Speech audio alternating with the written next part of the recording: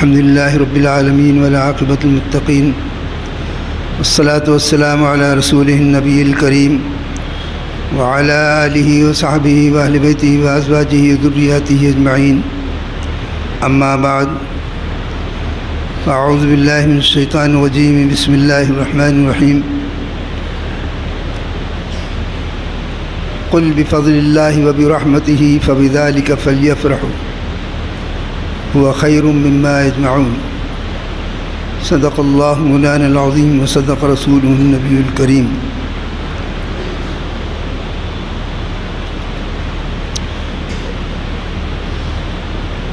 وقال تعالى في آية أخرى قد جاءكم من الله نور وكتاب مبين صدق الله مولانا العظيم وصدق رسوله النبي الكريم.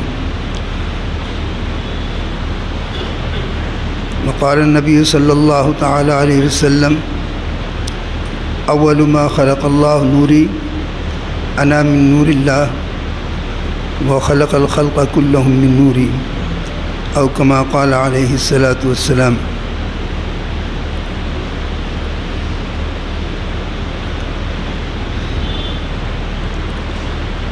یہ مہینہ ربیع الاول پہلی بہار کا مہینہ، یہ موسم بہار، اس کا نام ہی موسم بہار کا مہینہ،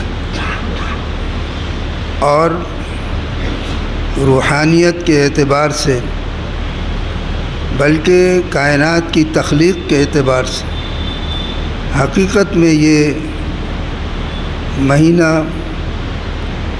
بہار کا مہینہ ہے.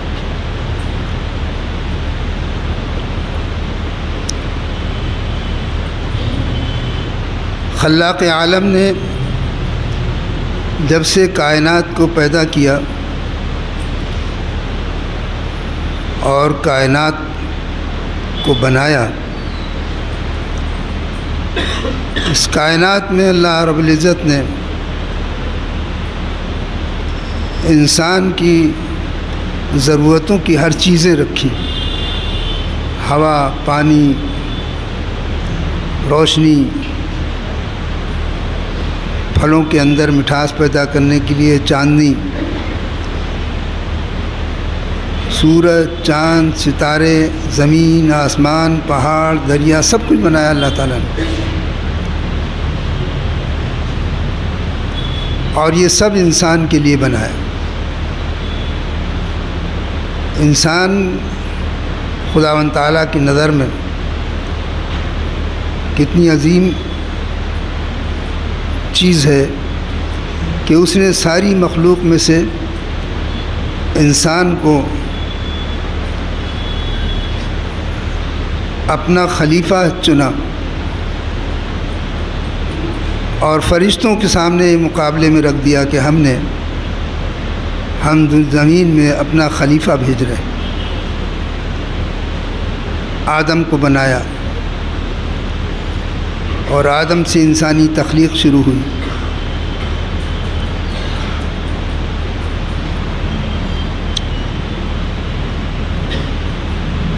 انسانوں کی ہدایت کے لیے رب العزت نے جب انسان کو اپنا خلیفہ بنایا تو اپنے احکامات کی ہدایت کے لیے اس نے انتظام بھی کیا، اس کی زندگی کا انتظام کیا، ضرورتوں کا انتظام کیا، اور خاص طور پہ اس کی تربیت کا انتظام کیا تاکہ وہ اس دنیا میں خلافت فی الارض کا فریضہ ادا کر سکے، زمین میں اللہ کا خلیفہ بننے کی اس کے اندر صلاحیت پیدا ہو جائے. اس کی ضرورتوں کے لیے تو تمام چیزیں اس نے بنا دی، لیکن اصل چیز جو تھی وہ خلافت فی الارض تھی. زمین میں اللہ کے احکامات کو پر عمل کرنا اور ان کا نفاذ کرنا، یہ اصل تھی. تو اللہ تعالیٰ نے انسان کی تربیت کا بھی انتظام کیا، ایسے ہی نہیں چھوڑ دیا کہ جس کا جو جی چاہے کرتا رہے. جیسے آج ہم لوگ بالکل جانوروں میں بھی اصول ہے، یہ کہنا ہی مشکل ہے اب کہ صاحب جانوروں کی طرح زندگی گزار رہے ہیں. وہ جانوروں کے بھی اپنے اصول ہیں سب. جس کو سب سے زیادہ بااصول ہونا چاہیے تھا وہی سب سے زیادہ بے اصول ہو رہا ہے. انسان آپ دیکھتے ہیں سب جاتے ہیں، ہر گھر کے اندر، ہر سماج میں، کہ وہی ہے جس کا جس طرح جی چاہتا ہے کام عمل کر رہا ہے. اللہ تعالیٰ نے زمین میں اپنا خلیفہ بنایا، اس کی تربیت کا انتظام کیا تاکہ اس کو معلوم ہو سکے کہ اس کو زندگی کس طرح گزارنی ہے. اس لیے جب پہلا انسان اللہ تعالیٰ نے بنایا آدم علیہ السلام کو، تو اس کو اپنی نگرانی میں جنت میں رکھا، اور آدم علیہ السلام کو مکمل علم عطا کر کے ان کی مکمل تربیت کی.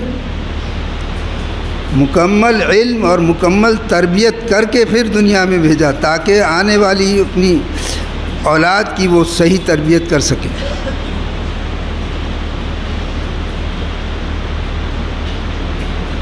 آگے بات بڑھتی گئی، آدم علیہ السلام آئے، ان کی ذریت آئی، کچھ بنی، کچھ بگڑی، کچھ بہکی، کچھ راستے پر رہی.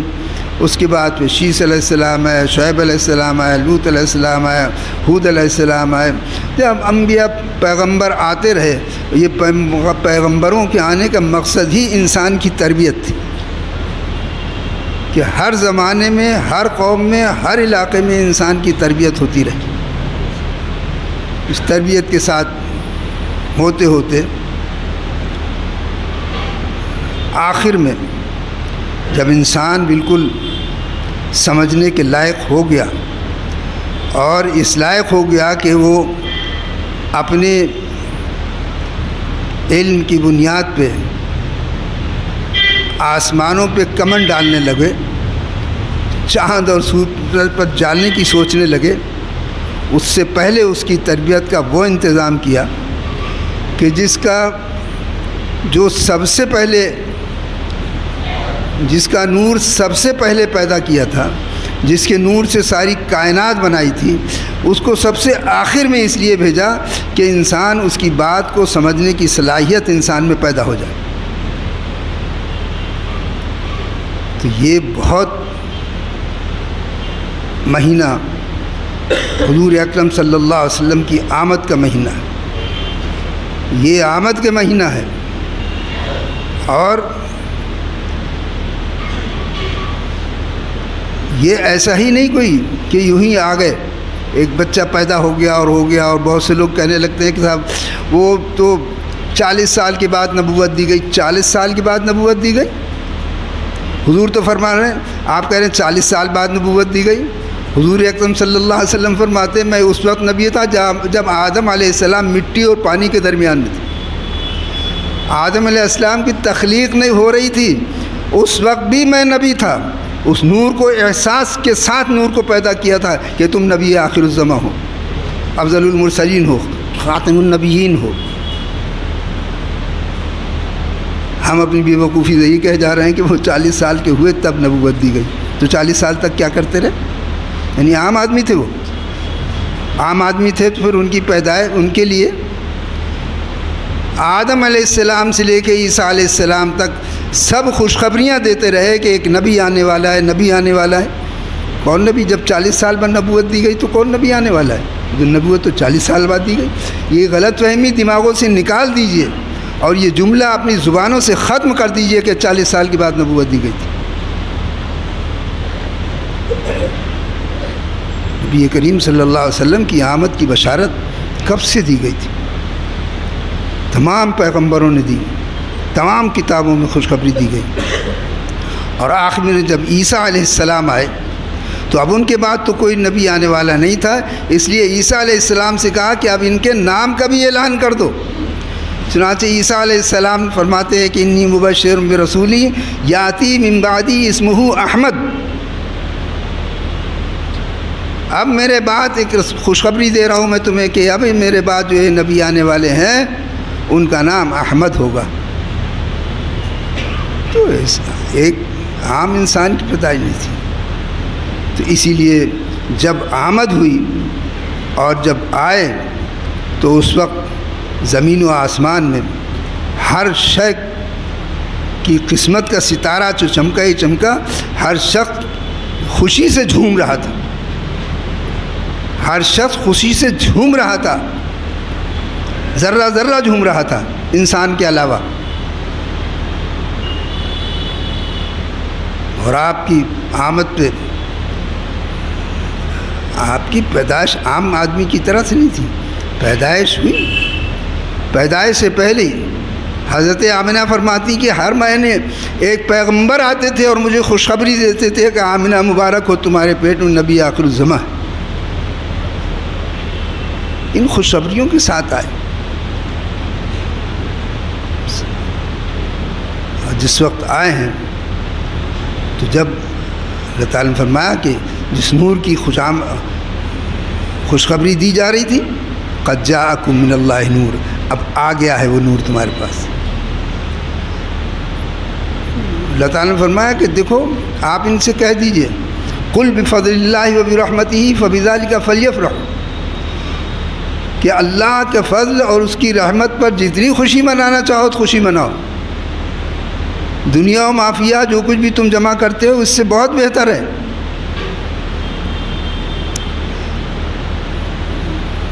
قرآن کریم اللہ کا فضل ہے، قرآن کریم اللہ کی رحمت ہے، تو نبی کریم صلی اللہ علیہ وسلم کی آمد اور آپ کی ذات مبارکہ بھی اللہ کی رحمت اور اللہ کا فضل ہے۔ قرآن کریم کے بھی ہم خوشخبریاں مناتے ہیں، خوشیاں مناتے ہیں۔ رمضان المبارک جب جس شب قدر میں قرآن کریم نازل ہوا ہے اس میں خوشی منائی جاتی ہے نہیں؟ زمین سے لے کے آسمان تک فرشتوں کی چہل پہل ہوتی ہے کہ یہ شب قدر وہ ہے جس میں قرآن نازل ہوا تھا۔ زمین سے لے کے آسمان تک قرآن کریم کے نزول کی ایک رات کی خوشی ہے، تو سرکار دو عالم صلی اللہ تعالی علیہ وسلم کی آمد کی خوشی، اور خوشی کے لیے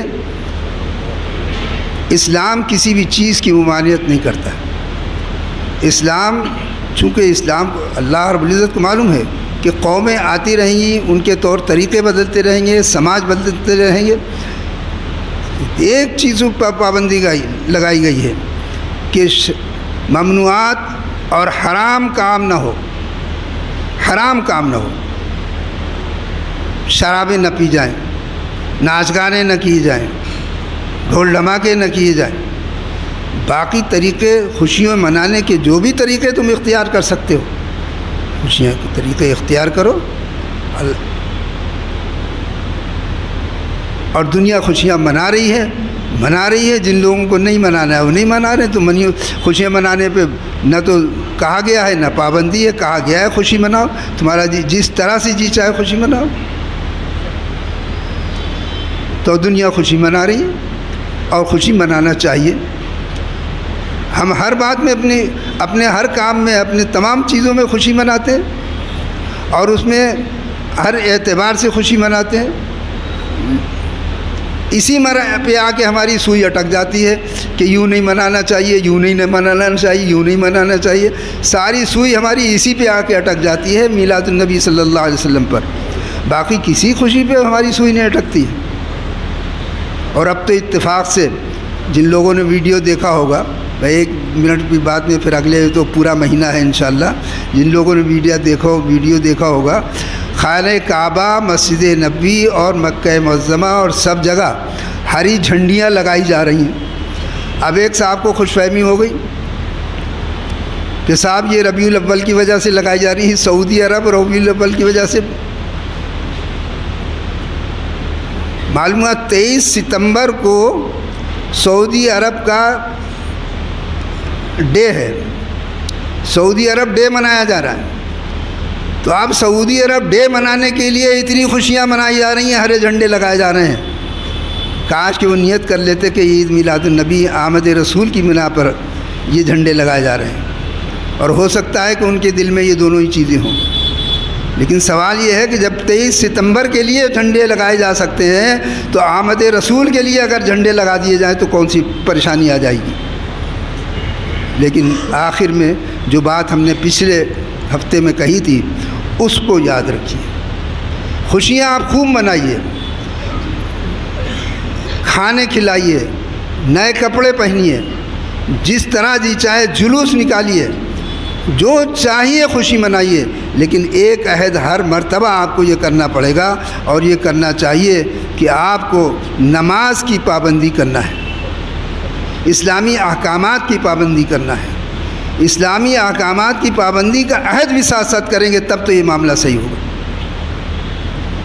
اور یہ ایسا ہی ہے، یہ ایسی بات ہے، آپ رمضان المبارک کے بعد جو عید آتی ہے خوشیاں مناتے ہیں۔ عید کی خوشی تو ان لوگوں کی ہے جو روزہ رکھیں، عید کی خوشی تو ان لوگوں کی ہے جو نمازیں پڑھیں، لیکن عید کی خوشی وہ بھی مناتے ہیں جو نہ روزے رکھتے ہیں نہ نمازیں پڑھتے ہیں۔ تو خوشی منانا اپنی جگہ پر ہے، اور وہ احکامات کی پابندی اپنی جگہ پر ہے، ہونا وہی چاہیے کہ احکامات کی پابندی کریں، نمازوں کی پابندی کریں، اور اس کے ساتھ ساتھ یہ کریں تو زندگی کے اندر چار چاند لگ جائیں گے۔ خداوند کریم ہم کو عمل کرنے کی توفیق عطا فرمائے۔ آج بھی یہ عہد کر کے اٹھیے کہ ہم نمازوں کی پابندی کریں گے اور اسلامی احکامات کی پابندی کریں گے۔ ہر جمعے کو ہمارے یہاں سے یہ عہد کیجیے، اور اپنے گھروں کے اندر بھی بچوں سے یہ عہد لیجیے کہ ہم احکامات کی پابندی کریں گے، شریعت اسلامیہ کی پابندی کریں گے۔ خداوند کریم ہمیں عمل کی توفیق عطا فرمائے۔